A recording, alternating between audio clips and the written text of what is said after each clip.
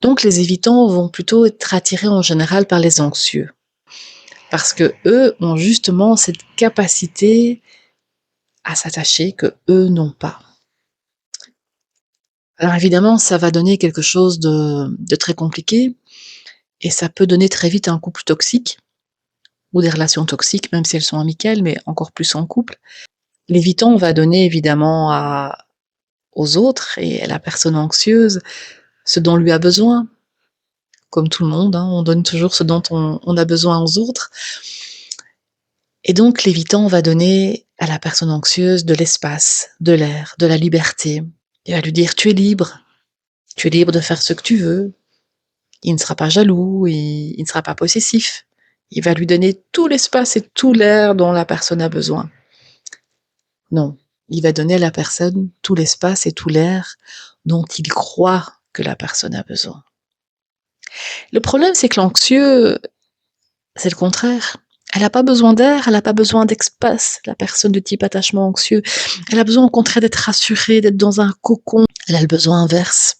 Alors forcément, plus l'évitant va donner de l'espace et se donner de l'espace et mettre de la distance dans la relation, plus l'anxieux va lui montrer des marques d'affection, va essayer de se rapprocher, va essayer de s'attacher et plus l'évitant va fuir. Plus l'évitant va fuir, plus l'anxieux va s'attacher. Parce qu'en fuyant, l'évitant met l'anxieux en stress. Plus l'évitant va mettre la distance et plus il va mettre l'anxieux en stress puisque lui a besoin d'être rassuré, d'être proche, d'avoir des marques d'affection. Et donc plus l'anxieux va donner ce dont il a besoin, c'est-à-dire des marques d'affection, plus il va se rapprocher, plus il va montrer à l'autre qu'il aime et chercher ces marques d'affection en retour, plus ça va stresser l'évitant. Et donc plus ça va stresser l'évitant et plus l'évitant va s'éloigner. Et on est parti comme ça dans une spirale infernale qui peut devenir vite toxique, puisque l'évitant va fuir et l'anxieux va s'accrocher, va être en attente, va être super malheureux, va souffrir. Et l'évitant de son côté va aussi paniquer complètement et se retirer. Et chaque fois que l'anxieux va lâcher prise en se disant: «C'est bon, OK, ça marchera pas, je laisse tomber», comme par magie, l'évitant va revenir.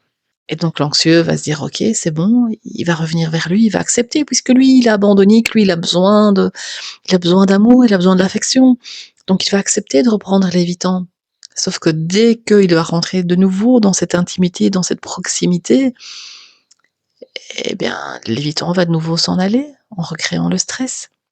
Et on va partir comme ça sur une relation élastique, toxique, qui va avoir vraiment beaucoup de mal à trouver son équilibre.